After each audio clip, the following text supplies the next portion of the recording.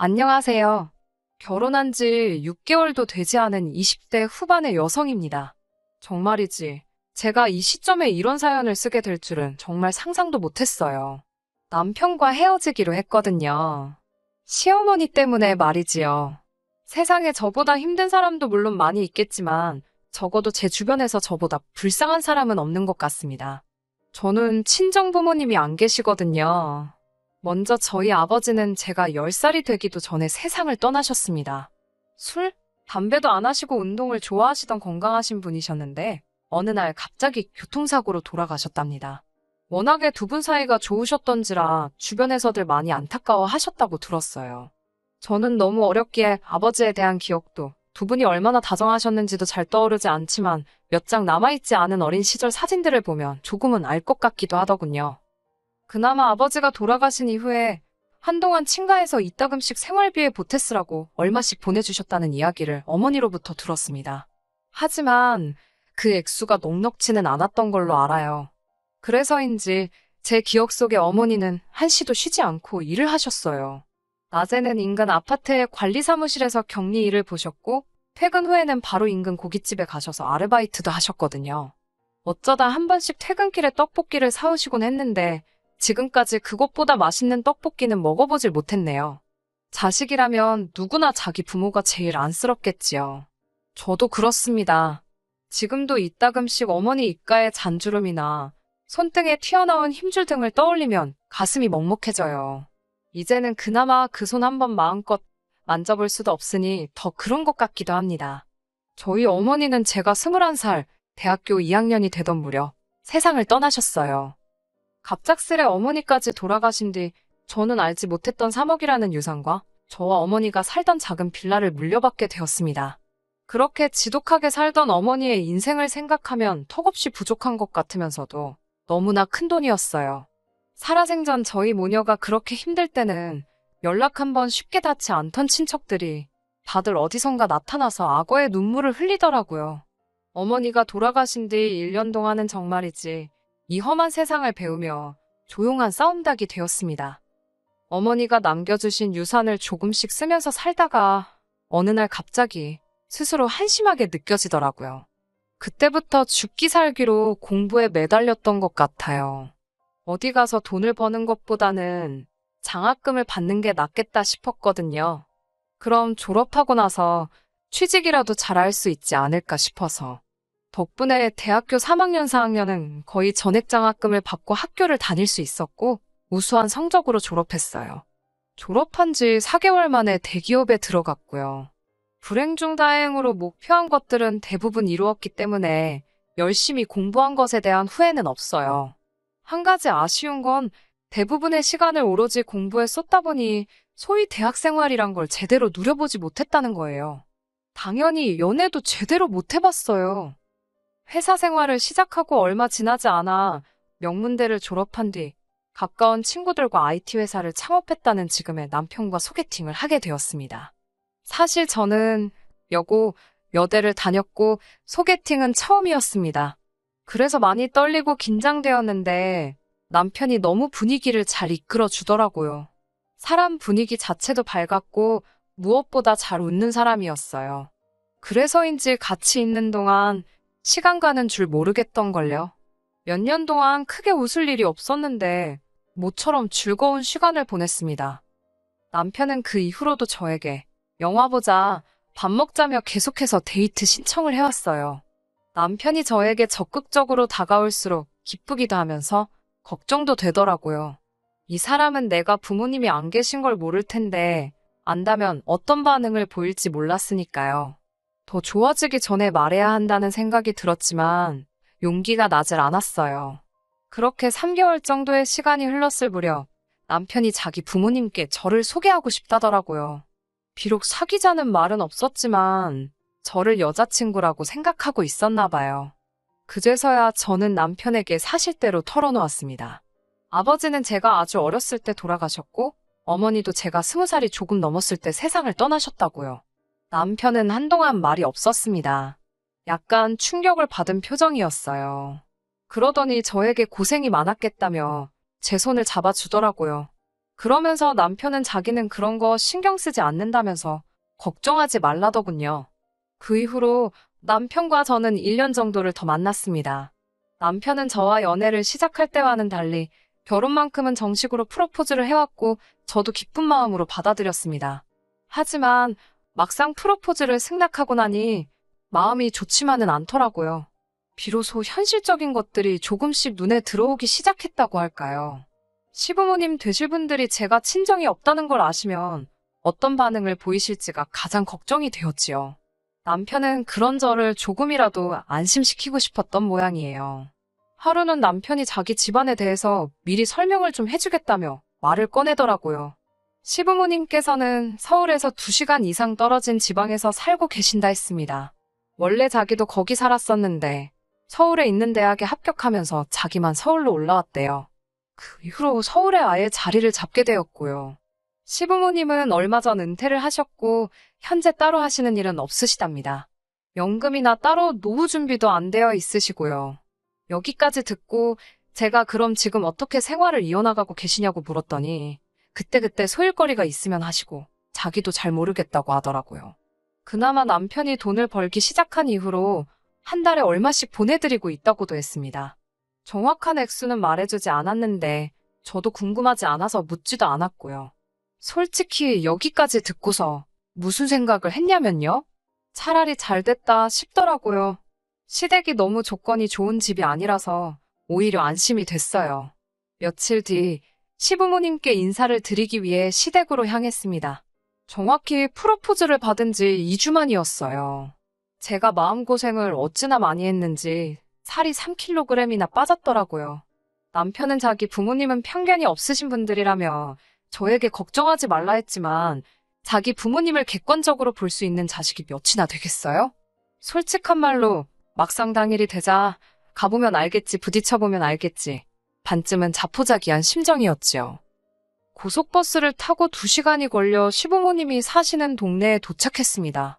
거리도 멀고 날씨도 따뜻했기 때문에 남편의 안내를 받아 시댁 근처에서 가장 유명하다는 빵집에서 케이크를 사고 근처 과일가게에서 과일 바구니를 샀어요. 남편 말로는 전부 다 시부모님께서 제일 좋아하는 것들이라고 했습니다. 남편을 따라 도착한 곳은 10평 남짓이나 될까 싶은 작은 빌라였습니다. 남편이 독립하기 전까지는 그래도 아파트에서 세 식구가 살았는데 남편이 서울로 올라오면서 이리 이사하셨다고 하더군요. 자세히는 모르지만 특별히 일을 안 하시고도 생활이 가능하신 건 아파트를 파셨기 때문 아닐까 라고 혼자 조심스레 추측만 했네요. 잠깐 다른 생각을 하는 사이 어머님께서 문을 열어주셨습니다. 거실에 모여 앉자 남편이 제가 사온 거라며 케이크와 과일 바구니를 꺼내놓았습니다. 어머님이 이 동네 건 맛없는데 왜 여기서 샀냐며 남편에게 타박을 주시더라고요. 저한테 직접 뭐라고 하신 건 아니지만 좀 눈치가 보였어요. 어머님께선 아직 점심 준비가 덜 되었다며 잠깐만 기다리라고 하시고는 주방으로 향하셨습니다. 한 5분쯤 지났을까 아버님께서 저더러가서 안 도와줄 거냐고 큰 목소리로 물으시더라고요. 순간 당황한 제가 누구를요? 라고 물었습니다. 그러자 주방 쪽에서 어머님이 아버님께 냅두라고 그것도 본인이 내켜야 하는 거지 뭘 하라 마라 시키냐고 한마디 하시더라고요. 제가 죄송하다며 자리에서 일어나려고 하자 어머님께선 옆구리 찔러 절박기라며 그냥 있으라 하셨습니다. 솔직히 차라리 가서 도와드리라고 말씀을 하시지 이런 식으로 무안을 주시는구나 싶더라고요. 남편도 깜짝 놀란 듯 두 분은 왜 그렇게 말씀을 하시냐면서 저더러 괜찮다고 가만히 있으라고 했습니다. 그러더니 본인이 뭐 도와드려야 하냐면서 주방으로 갔는데 어머님께서는 그런 남편에게 일주일 내내 일하다 내려왔을 텐데 괜찮다며 앉아서 쉬라고 했어요. 그제서야 이런 게 시집살이라는 걸 알았지요. 가만히 앉아서 눈치만 살피고 있자니 가시방석이 따로 없더군요. 다시 한번 제가 좀 도와드릴까요? 라고 여쭤보았습니다. 그러자 이번에는 국하고 밥을 좀 푸라고 하시더라고요. 시키신 대로 하나씩 조심해서 푸고 있는데 어느샌가 어머님이 옆으로 다가오셨습니다. 얼마간 제가 하는 걸 지켜보시더니 뭔가 성에 차지 않으셨나 봅니다. 이유를 말씀도 해주지 않으시고 제가 보는 앞에서 전부 다 비워내고 처음부터 다시 하시더라고요. 민망하기도 하고 어찌할 바를 모르겠기에 시어머니 손끝만 바라보고 있는데 어머니께서 너네 엄마는 이런 것도 안 가르쳤냐고 물어보셨습니다. 갑자기 어머니 이야기가 나오니까 짧은 순간이지만 당혹스러웠습니다. 어떻게 대답해야 할지 모르겠던 찰나에 아버님께서 빨리 좀 먹자며 부엌으로 들어오셔서 나름 고비를 넘길 수 있었어요. 밥을 먹는데 혀끝에서 느껴지는 게 밥알인지 모래알인지 도통 모르겠더라고요. 그때 어머님께서 저에게 질문을 하시기 시작하셨습니다. 학교는 어디 나왔고 제 직업은 뭐고 돈은 얼마나 버는지 그런 것들이요. 여대를 나왔고 현재 대기업을 다니고 있다고 했습니다. 어머님은 시큰둥한 반응을 보이시더니 사실 당신은 저도 알다시피 아들이 명문대를 나왔기 때문에 며느리도 비슷한 수준을 맞길 바라셨답니다. 그렇지 않아도 죄다 공무원이나 교사, 약사 같은 선자리만 들어왔는데 그나마도 당신 성에 안 차서 죄다 물렸다나요. 그런데 막상 아들이 평범한 회사원을 데려와서 좀 김샜고 실망이라 하셨습니다. 당사자 면전에다 대놓고 그런 말씀을 하시니 저도 사람인데 기분이 좋지는 않았습니다. 솔직히 제가 친정이 없어서 그렇지 학교나 직장을 봤을 때는 그렇게 처지는 조건도 아니라고 생각했는데 말이에요. 결국 어떻게 반응해야 할지 모르겠어서 애꿎은 밥알만 꾸역꾸역 입안에 밀어넣고 있었습니다. 남편도 쓸데없는 말씀하시지 말라며 어머님을 말리고 있었고요. 그리고 정말 피하고 싶었던 대화 주제가 나왔습니다. 아버님께서 부모님은 뭐 하시는 분들이냐고 물어보셨어요. 저는 두 분 다 돌아가셨다고 솔직하게 말씀드렸습니다. 감출래야 감출 수 있는 것이 아니었으니까요. 그러자 어머님께서는 깜짝 놀란 표정을 지으시더니 사고인지 아니면 병인지 물으셨습니다. 솔직히 처음에는 무슨 말씀을 하시는 건지 제대로 알아듣지를 못했어요. 그러자 아버님께서 아파서 죽었냐고 아니면 뭐 다쳐서 죽었냐고 그러시는 거예요. 호통치듯 물어보셔서 깜짝 놀랐고 아버님의 거친 말씀에 마음이 아팠습니다. 아무리 본인 일이 아니라지만 너무 무신경하게 말씀하시는 모습에 솔직히 실망스러웠어요. 저는 아버지는 사고로 돌아가셨고 어머니는 병으로 돌아가셨다고 말씀드렸습니다. 그러자 유전병이냐고 물어보셔서 그건 아니라고 하니 시간 되는 대로 건강검진을 받아서 그 서류를 보여달라고 하시더군요. 씁쓸했지만 시부모님 입장에선 찝찝하시면 그런 소리를 하실 수도 있겠다 생각하고 애써 이해해드리려고 했습니다. 하지만 곧이어 어머님께서 저를 쳐다보시더니 어쩐지 그래서 처음부터 뭔가 다 내 마음에 안 들었구나. 지금 보니까 엄마 없는 티가 난 거네 라고 하셨습니다. 순식간에 식사 자리에는 어색한 공기가 맴돌았고 제가 먼저 죄송하다 말씀드리고 자리에서 일어났습니다. 집으로 돌아와 한참을 울었습니다. 제 노력으로 어떻게 할 수 없는 일이라 더 슬프고 억울했어요. 그때 모르는 번호로 전화가 걸려왔습니다. 전화를 받으니 어머님이셨어요. 아까는 당신이 말씀이 심하셨다며 사위 사랑은 장모라는데 장모 사랑도 못 받을 아들이 안 됐다는 생각에 당신이 실언을 하셨답니다. 그래도 덕분에 당신은 평생 아들 며느리 옆에 실컷 끼고 살게 생겼다며 저더러 잘 지내보자고 하시더라고요. 갑자기 어머님의 달라지신 태도에 당황스럽기는 했지만 그때는 어떤 의심보다는 그저 기쁘기만 하더라고요. 저는 어머님의 전화를 결혼의 허락으로 받아들였고 잘 부탁드린다고 말씀드렸습니다. 어머님께서는 저더러 그동안 고생 많았겠다며 앞으로 잘 지내보자 하셨고요. 그때만 해도 저는 두 분 다 말씀은 괄괄하게 하셔도 속은 따뜻한 분들이시구나 그렇게 생각했습니다. 제가 친정이 없으니 처음 시댁에 인사간 날이 상견례를 대신한 것이 되었습니다. 결혼식은 저를 배려한다는 이유로 가까운 친지들과 지인들만 불러서 올렸습니다. 그나마 얼마 들어온 축의금도 싹 걷어서 가져가시더라고요. 당신들이 뿌린 돈이 다시 들어온 거라는 이유로요. 정작 하객들 대부분은 남편 때문에 온 사람들이었지만요. 하지만 크게 개의치 않았습니다.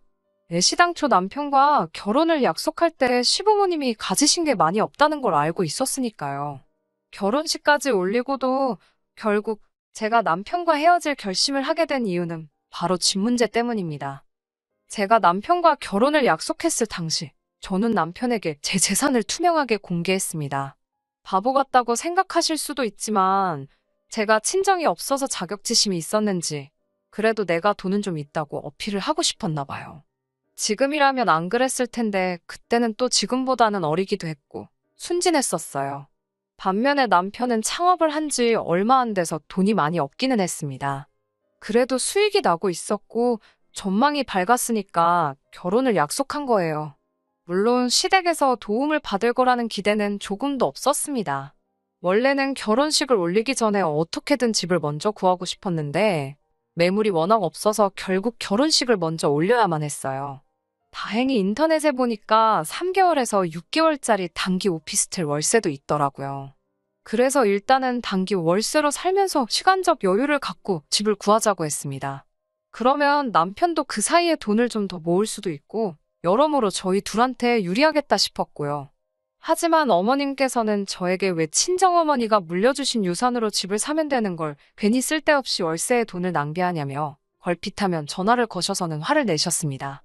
제가 회사에서 일하고 있을 시간인 걸 뻔히 아시면서도 시도 때도 없이 그러시더라고요. 몇 번 당하고 난 뒤에는 솔직히 어머님 번호만 봐도 심장이 두근거리고 토할 것 같은 기분이 들기 시작했어요. 그래서 일부러 전화를 안 받기도 했네요. 그러자 한 번은 아버님께서 그러다 네 시부모 죽었다는 소식도 다음날 들을 거냐며 한 소리 하시더라고요. 이때는 정말 야속하단 생각이 들었습니다. 남편이 저 대신 아버님한테 무슨 말씀을 그렇게 하시냐고 한 소리 하니까 아버님은 그냥 별뜻 없이 하신 말씀이라더군요. 아무튼 어머님께선 자꾸만 저더러 일단 친정어머니가 주신 돈으로 집을 사라고 하셨습니다. 너네 엄마가 이럴 때 쓰라고 물려줬겠지. 어디다 쓰라고 물려줬겠냐면서요.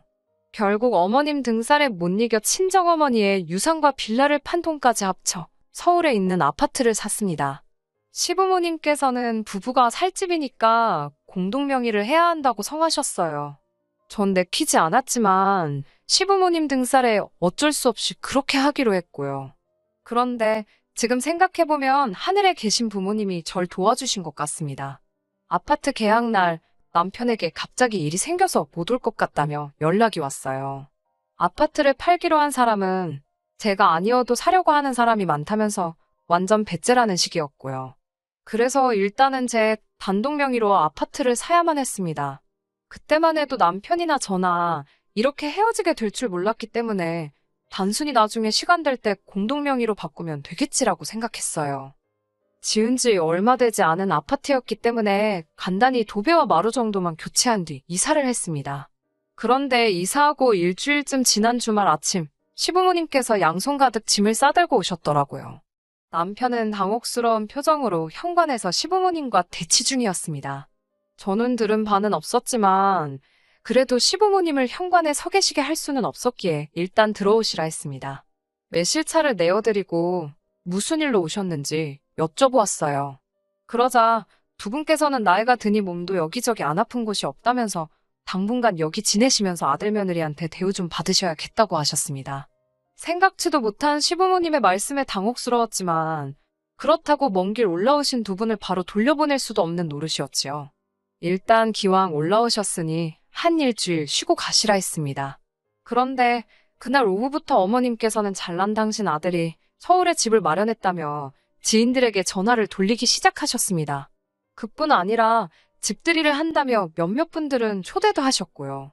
저에게 오라고 했다가 못 오게 하면 당신 체면이 서질 않으니 손님들이 오는 날은 회사에 휴가를 내던 어떻게 해서라도 손님 맞을 준비를 하라고 하셨습니다. 그제서야 뭔가 단단히 잘못되어 가고 있다는 생각이 들었어요. 결국 고심 끝에 어머님께 이번 한 번은 제가 어머님 체면도 있고 아니 손님들이 오실 때 자리를 피해드리겠다 했습니다.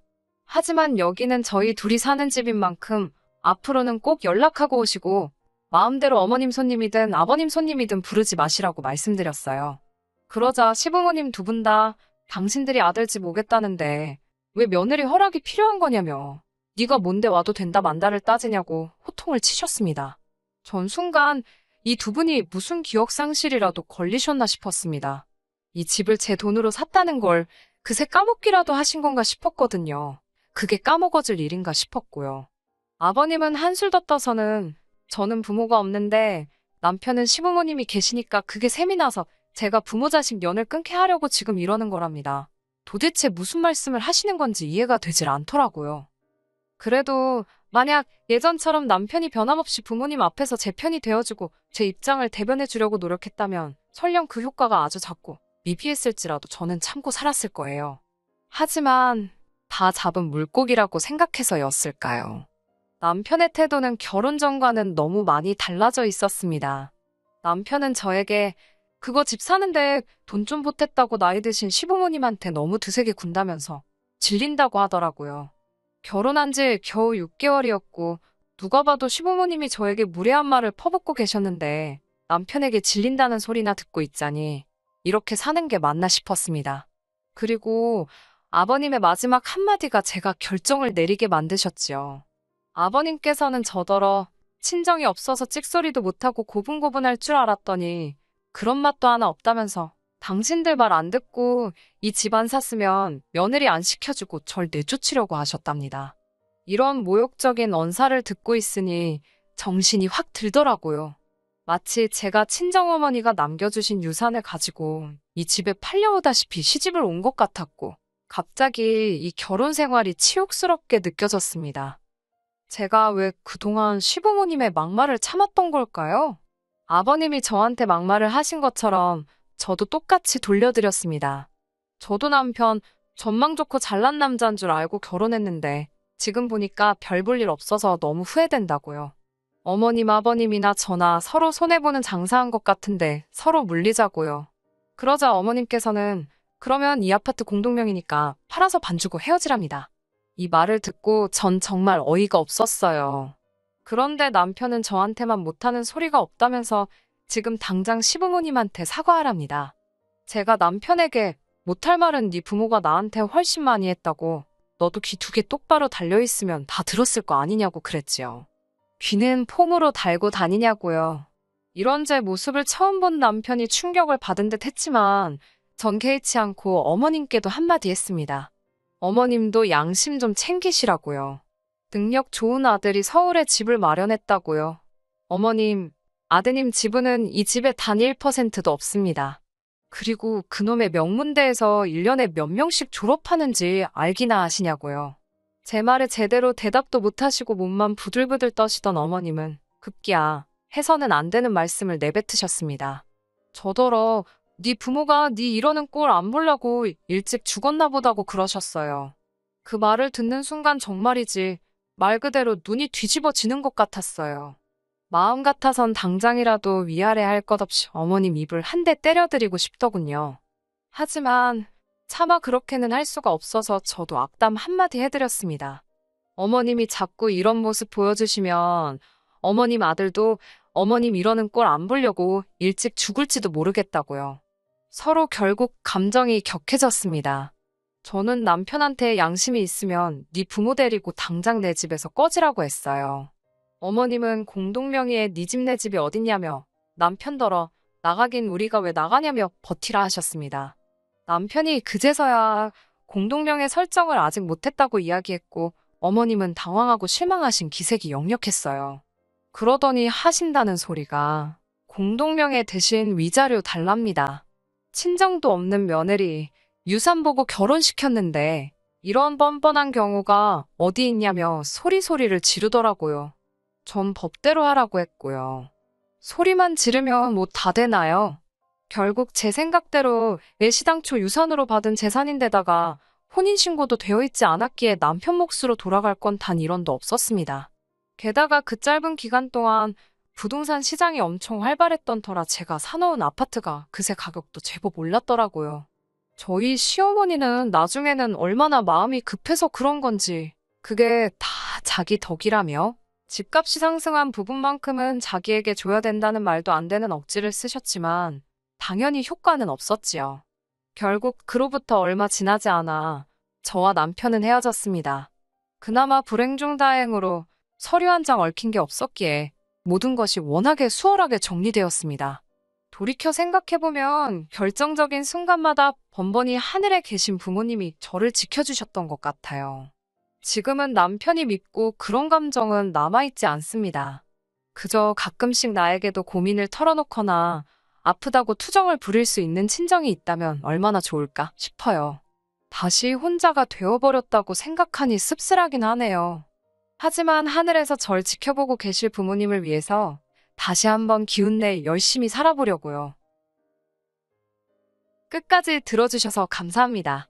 오늘의 사연은 여기까지입니다. 구독과 좋아요, 알람 설정 부탁드리고 더 좋은 사연으로 다시 찾아뵙겠습니다. 감사합니다.